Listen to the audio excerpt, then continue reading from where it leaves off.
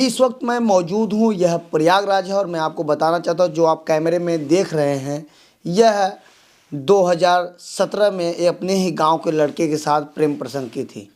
यह मुस्लिम समुदाय की हैं और वह लड़का हिंदू समुदाय का था। उसके बाद 2019 में यूपी पुलिस में वह भर्ती हो जाता है। इसके बाद चोलापुर थाने वाराणसी में उसकी नियुक्ति हो जाती है, वहाँ ड्यूटी करता है। इसके बाद यह दबाव बनाने लगती हैं कि कब मुझसे आप शादी करोगे, क्योंकि वो लगातार इनके साथ रिलेशनशिप में रहा, वादा करता रहा कि मैं आपसे शादी करूंगा। और मैं आपको बताना चाहता हूं, इनका शादी कहीं और हो रहा था। जब उस लड़के को पता चला, जो इनका प्रेमी था, वह इनका जहां शादी पड़ता था वहां विरोध करता था। इनको फ़ोन करके कहता था मैं ट्रेन से कट जाऊंगा, यहाँ अपने आप को गोली मार दूंगा, तमाम तरीके का बात करता था। उसके बाद यह लास्ट में उससे शादी करने के लिए हाँ कर दी। आप मुस्लिम के समुदाय के हैं, वह हिंदू समुदाय का है। कैसे आप लोगों की बातचीत हो गई और कैसे आपकी यहाँ तक मामला आ गया कि आपको कोर्ट कचहरी का चक्कर काटना पड़ रहा है? वो मेरे गांव के ही रहने वाले हैं आलोक, जो मेरे पति हैं जी। वो मेरे गांव के ही हैं, पड़ोस के ही। और मैं जो है वो मेरा नंबर कहीं से ले लिए थे, बातचीत करने लगे थे और इसी से हमारा जो है संबंध हुआ। तो ये विवाद कब आपका बढ़ गया कि आपको अपने थाने पर जाकर प्रार्थना पत्र देना पड़ा? उसके बाद पुलिस आपके यहाँ आई, उसके बाद उनके घर वाले चाचा आपका विरोध करने लगे, कहाँ से बात बिगड़ गई? बात यहाँ से बिगड़ी कि जब ये मेरे साथ बातचीत कर रहे थे, प्रेम संबंध था जब हम लोग का, तो ये शादी का वादा हमसे किए थे। शादी का जो है वादा करके मेरे साथ रिलेशनशिप में रह रहे थे। फिर मैं जब इनसे पूछी कि आप शादी करने के लिए कह रहे हैं तो कब करेंगे, तो ये बोले कि मुझे नौकरी मिल जाएगी तब मैं करूँगा शादी। जब इनको नौकरी 2019 में मिल गई, मैंने तब भी पूछा तो ये बोले अभी जो है शादी मैं करूँगा तुमसे, लेकिन अभी 1 आध साल रुकी रहो, 1 साल रुकी रहो, 1 साल बाद करूँगा, 2 साल के बाद करूँगा। तो ऐसे कहने लगे। फिर मेरे घर वाले भी, मेरा जहाँ से रिश्ता आता था शादी के लिए, जब मतलब बातचीत होने लगी तो मैंने इनसे कहा मैं शादी आपसे नहीं करूँगी। तो ये इन्होंने बोला कि क्यों? मैंने बोला आप शादी तो पहली बात तो कर नहीं रहे हैं, टाल रहे हैं, और मेरे घर वाले जहाँ से रिश्ता आ रहा है वहाँ हाँ कर रहे हैं, तो मैं शादी करूँगी वहाँ, भाई जहाँ मेरे घर वाले करेंगे। तो इन्होंने कहा मैं करने नहीं दूँगा शादी, अगर तुम शादी करती हो तो मैं अपनी जान दे दूँगा, जहाँ मर जाऊँगा, कट जाऊँगा। कभी ट्रेन के पटरी पे जाके कटने के लिए लेट रहे हैं, कभी फांसी लगा रहे थे, कभी जो है नौकर ड्यूटी के दौरान बंदूक अपने कनपट्टी पर रख के गोली मारने की बात कर रहे हैं। तो इनके बुआ का लड़का है राजेश कुमार उर्फ दीपू नाम है उनका। तो वो जो है ये ट्रेन के पटरी पे जाके लेटे थे मरने के लिए। तो मेरे पास इन्हीं के फ़ोन से फ़ोन करके बोला कि ये बताओ तुम दोनों के बीच में जो है ऐसी क्या बात हुई कि जो ये मरने कटने के लिए आके यहाँ लेटा हुआ है। तो मैंने उसको बताया कि मेरे घर वाले मेरी शादी करवा रहे हैं, रिश्ता आ रहा है, ये जब नहीं कर रहे हैं तो जहाँ मेरे घर वाले कर रहे हैं मैं शादी करने के लिए तैयार हूँ। तो वो बोला कि वो नौकरी जब अब आ गया है, नौकरी कर रहा है, तो तुमको क्या कमी है, शादी कर लो उससे। मैंने बोला नहीं, जहाँ मेरे घर वाले शादी करेंगे मैं वहाँ करने के लिए तैयार हूँ। तो वो बोला कि अगर तुम शादी इससे नहीं करोगी और ये अपने आप को कुछ कर लेता है तो मैं तुमको फंसा दूँगा। उसने मुझे जब ऐसा कहा तो मैंने डर से शादी के लिए हाँ कर दिया इनसे, आलोक से। मगर मैं फिर ये सराय नायब थाना में मेरे वहाँ पे शिवजी नंबर पे थाना प्रभारी सर को फ़ोन करके मैंने उनको, सुशील दुबे सर को बताया कि सर ऐसी सी बात है, और मेरे गांव के ही रहने वाले हैं आलोक कुमार, उनका राहुल नाम है, और उनका मेरा प्रेम संबंध था, और अब वो मुझे जो है धमकियां दे रहे हैं मरने कटने का। तो उन्होंने कहा कि मैं आके तुम थाने पे प्रार्थना पत्र दो तो मैं कार्यवाही करूँगा। तो मैंने जो है जाके वहाँ पे थाने पे प्रार्थना पत्र दिया। तो थाना प्रभारी सर फ़ोन करवाएं मैं ये आलोक के पास। तो ये जो है जब इनके पास थाने पर से फ़ोन गया तो अपने चाचा आनंद कुमार को सारी बात बताए। तो इनके चाचा थाने पर आए तो वहाँ थाना प्रभारी सर से बोले, कई लोगों को लेके आए थे कि ऐसा है कि हम लोग को 2-3 महीने का टाइम दे दीजिए सर, कोई कार्यवाही ना कीजिए, हम लोग समझा लेंगे उसको। तो जब वहाँ से टाइम ले लिए थाने पर से और ले करके आए घर, तो इनके चाचा आनंद कुमार मेरे घर आए दिन 2-4 लोगों को ले के आके रोज़ धमकियाँ देने लगे मुझे कि अगर तुम उससे शादी करोगी तो तुमको जान से मार के फेंकवा देंगे, किसी को पता नहीं चलेगा। ऐसे मुझे जब देखो तब रोज़ आके आए दिन धमकी देते थे। और ये 2022 में का मैटर है, जनवरी 2022 में फिर मार्च आ गया, मार्च तक ये धमकी देते रहे। तब मार्च में मैंने जो है थाना प्रभारी सुशील दुबे सर को फिर फ़ोन करके बताया कि सर आपसे ये 2-3 महीने का टाइम ले लिए कि अपने भतीजों को समझाऊंगा, ये उसको समझाने के बजाय तो मुझे आके धमकी देते हैं रोज़। तो उन्होंने कहा ऐसा है तुम आके प्रार्थना पत्र दो, मैं कार्यवाही करता हूँ। तो मैं आके एसपी साहब के यहाँ प्रार्थना पत्र दी पहले, फिर थाने पे सराय नायत में भी दी। तो मेरा FIR दर्ज किया गया जो कि मेरे पास है। जब FIR दर्ज हुआ और पेपर में जो है आया गिरफ्तारी के लिए इनके, तो ये मुकदमे से बचने के लिए आलोक जो है मुझसे शादी किए 23 मार्च 2022 को। अभी तो मेरे पति हैं, वो शादी कर लिए। जब मैं इनके साथ चोलापुर थाने पे ये जहाँ कार्यरत थे, शादी के बाद रहने गई, तब मुझे पता चला कि अंशिका सिंह जो महिला आरक्षी हैं वहीं चोलापुर थाने पे कार्यरत है, उनके साथ भी इनका संबंध है। और अंशिका सिंह जब मुझे वहाँ चोलापुर थाने पे देखी तो इनसे पूछने लगी कि ये कौन है, कहाँ से आई है, तुम्हारे साथ क्यों रह रही है। तो मेरे पति आलोक कुमार द्वारा अंशिका सिंह से कहा गया कि मेरे घर पे ज़मीन का कुछ आपसी विवाद हो गया था और जिसमें उन्होंने मेरे परिवार वाले जो है मेरे घर वालों पे मेरे ऊपर मुकदमा कर दिए थे। और जब मैं घर गया तो मेरे घर वालों ने इससे मेरी शादी करवा दी है और मुझे दबाव में करना पड़ा, मगर मैं इसको रखूँगा नहीं, 2-4 महीने के बाद छोड़ दूँगा इसको, तो तुमसे शादी करूँगा। ये बताइए आप, जैसे आपने थाने पे प्रार्थना पत्र दिया, उसके बाद पेपर में निकल गया कि शादी का झांसा देकर सिपाही ने किया बलात्कार या दुष्कर्म, इस तरीके का टाइटल लगा। उसके बाद आपके पति कुछ समय के बाद वो आए, आपसे कोर्ट मैरिज कर ले, आपके पति बन गए। उसके बाद आपको लेके चले, आपने एक मुकदमा दर्ज कराया है 323, 313, 498। ये विवाद 313 मतलब आपका गर्भपात करा है, ये कब का मामला है? ये जब मैं शादी करके गई हूँ अपने पति के साथ रहने के लिए चोलापुर थाने पे, जब महिला आरक्षी अंशिका सिंह को ये पता चला, जैसा कि मैंने अभी बताया, उन्होंने मेरे पति से पूछा था, इनके द्वारा झूठ बोला गया कि आपसी ज़मीन का पारिवारिक विवाद था, उन लोगों ने मुकदमा किया था, इससे शादी करना पड़ा। तो अंशिका सिंह मेरे पति से मुझे बुलवाई, बोली कि ऐसा है कि तुम उसको भेजो मेरे पास, मैं पूछूंगी कि क्या बात है।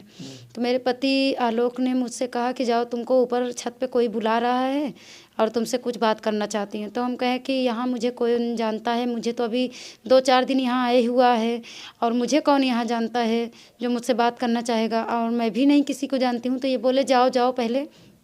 तो मैं गई छत पे, तो मैंने पूछा कि मुझे कौन बुलाया, क्योंकि वहाँ पे कई सारी सिपाही आरक्षी लड़कियाँ रह रही थी। तो अंशिका सिंह ने कहा मैंने बुलाया। तो मैंने कहा क्या बात है, मुझे आप क्यों बुलाई, क्या। तो वो बोली बैठिए, मुझे बैठाई। तो मुझसे पूछने लगी डायरेक्टली मुझसे, कहीं आपका शादी तो आलोक से दबाव में हुआ है और आप इनको छोड़ के कब जाएंगी। तो मैंने बोला कि आपको ये बात कौन कहा कि मेरी शादी उनसे दबाव में हुई है और मैं उनको छोड़ के जाऊंगी। तो बोले अरे आलोक बता रहे थे कि उनकी जो है पारिवारिक कुछ विवाद था और ज़मीन की वो लोग मुकदमा कर दिए थे, तब आपकी शादी दबाव में हुई। तो मैंने अंशिका सिंह को भी बताया कि मेरी शादी पहली बात तो दबाव में नहीं हुई है, लव मैरिज है और लव मैरिज में कभी दबाव नहीं होता है। और दूसरी बात, मेरे शादी से और उनके पारिवारिक विवाद से कोई मतलब नहीं, क्योंकि मैं मुस्लिम हूँ, वो हिंदू, और उनका पारिवारिक विवाद उनका अपना आपस का होगा, पर्सनल, मेरा नहीं। और मैं छोड़ के उनको क्यों जाऊँ, आपको इससे क्या दिक्कत है। जब यहाँ चोलापुर थाने के किसी भी महिला पुरुष किसी को भी मेरे शादी से कोई परेशानी, कोई दिक्कत, कोई प्रॉब्लम नहीं है, आपको क्या है। जब यह बात वह बोली आरक्षी महिला, तो आपके दिल में कुछ लगा होगा कि ऐसा शब्द दिया क्या पूछ रही है? हाँ, मैंने तब इसीलिए उनसे पूछा कि आप ये सब क्यों पूछ रही हैं। तो उन्होंने मुझे जवाब इसका नहीं दिया। तो मैं बोली आपको क्या दिक्कत है कि जो आपने मुझसे ये पूछा। बोली कि दिक्कत है मुझे बहुत ज़्यादा। हम कहे क्या दिक्कत है। बोले आलोक के साथ मेरा भी संबंध है। तब तो आपको झटका लग गया होगा। हाँ, तब मैं वहाँ से आई अपने कमरे में सीधा, तो मैं अपने पति से, आलोक से मैंने ये सवाल पूछा कि अंशिका सिंह जो महिला आरक्षी हैं, उन्होंने मुझे बुलवाया आपसे, आपने मुझे भेजा, मैं उनके पास गई, उन्होंने मुझसे ये सवाल किया, तो किया क्यों, आप उनसे पूछिए। तो इन्होंने जो है अंशिका सिंह से ये सवाल पूछने के बजाय कि तुम मेरी पत्नी से ये सवाल क्यों की, मुझे उल्टा मारने लगे। यह गर्भपात कब हो गया आपका? गर्भपात जब उनके साथ मैं रह रही थी थाने पर, तब प्रेगनेंसी 2-3 महीने के बाद मेरी प्रेगनेंसी हुई।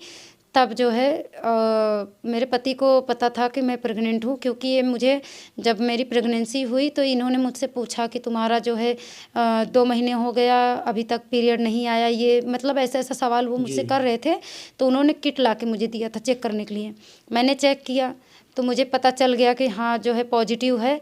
तो इन्होंने मुझसे पूछा तो मैं जो है उतनी टाइम उस बात से मैं खुश थी। खुशी में मैंने इनको बताया तो इनको भी खुशी कहीं ना कहीं हुई थी, क्योंकि अगर इनको खुशी नहीं हुई होती ये तुरंत ही बोलते कि अपना जो है गर्भपात करवा दो। लेकिन जब ये बात प्रेगनेंसी की आई, फिर उसके बाद ये मुझे खाने पीने के लिए जो भी चाहता था वो ला के देते थे। मगर जब मैं वहीं पे चोलापुर के थाने के बगल में ही सामुदायिक स्वास्थ्य केंद्र था, जब मैं वहाँ दवा लेने के लिए जाने लगी दिखाने के लिए, तो ये अंशिका सिंह को मेरे साथ भेजे। जब अंशिका सिंह मेरे साथ गई हैं अस्पताल तक, मुझे छोड़ी और छोड़ के आई और मैं दवा लेके आई। जब उनको पता चला कि मैं प्रेग्नेंट हूँ, तब इन्होंने मेरे पति को बोला कि तुम इसको लाए हो छोड़ने के लिए, इसको तलाक दे के भगाने के लिए, कि तुम इसको लड़का बच्चा पैदा करके परिवार बढ़ाने के लिए लाए हो।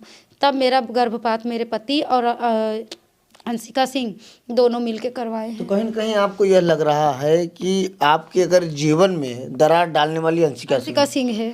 ऐसे आरक्षी महिला के ऊपर कैसे कार्रवाई होना चाहिए, क्योंकि वो भी महिला है, आप भी महिला है, तड़प रही है। महिला नहीं है, वो महिला अगर होती तो अगर मेरे पति आलोक कुमार द्वारा मुझे मारा पीटा प्रताड़ित जब किया गया था, तो वो मैं प्रताड़ित थी तो पीड़ित थी, मेरी खुद मदद करती। वो तो एक मतलब मैं तो उनके लिए यही कहना चाहूँगी, वो एक औरत के रूप में डायन है।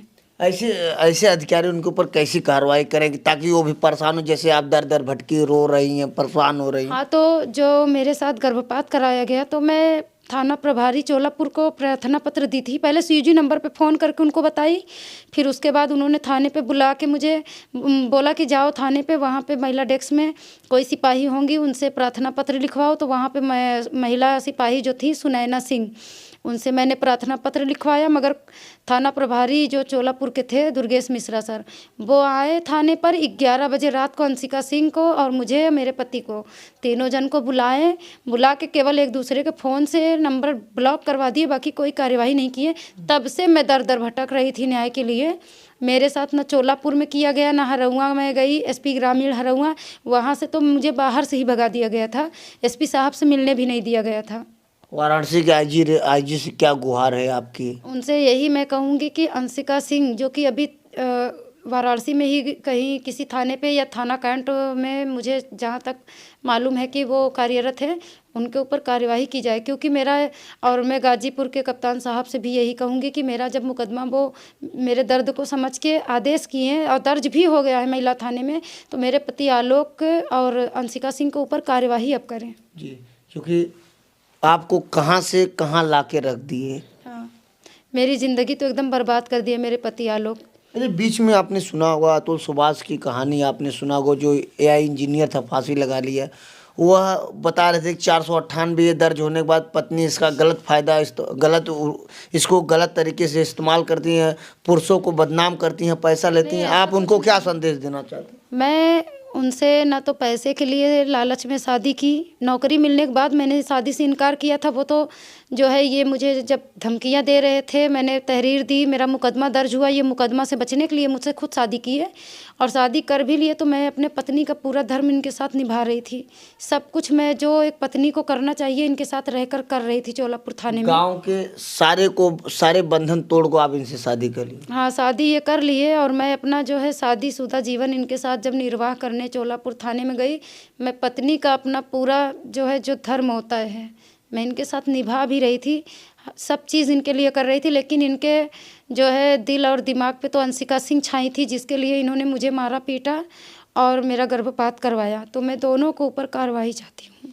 अब ये देखिए, दर दर भटक रही हैं न्याय के लिए, और मैं आपको बताना चाहता हूँ, इनका जो गांव के ही प्रेमी था, बाद में इन्होंने थाने में तहरीर दिया। उसके बाद वो इनके जो प्रेमी आलोक है फिर शादी किए, कोर्ट मैरिज।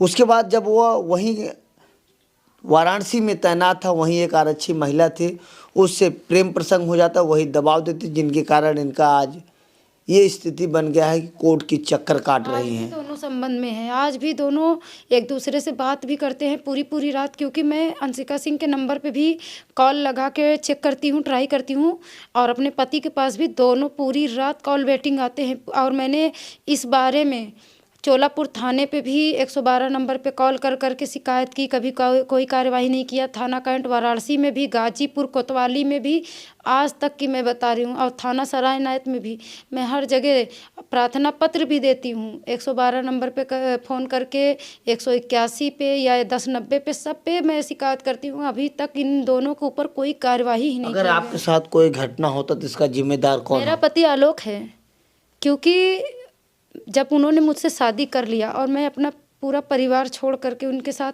शादी करके गई रहने के लिए, तो मेरी पूरी जिम्मेदारी बनती थी ये मुझे मेरी जिम्मेदारी उठाए। लेकिन ये अंशिका सिंह के लिए तो मुझे मार पीट के भगा दिए। तो अगर मुझे कुछ होता है तो इसका जिम्मेदार जो है मेरे पति आलोक कुमार होंगे। तो यह दर दर न्याय के लिए भटक रही हैं। अब देखना है कि वाराणसी के आईजी इस महिला का क्या मदद करते हैं और जो गाजीपुर के एसपी है इस महिला का क्या मदद करते हैं। फिलहाल इनका मुकदमा दर्ज है, न्यायालय में भी इन्होंने मुकदमा दर्ज कराया है। अब देखना है आगे क्या होती है कार्रवाई। ऐसे ही आप देखते रहिए आज़ाद VIP न्यूज़ को।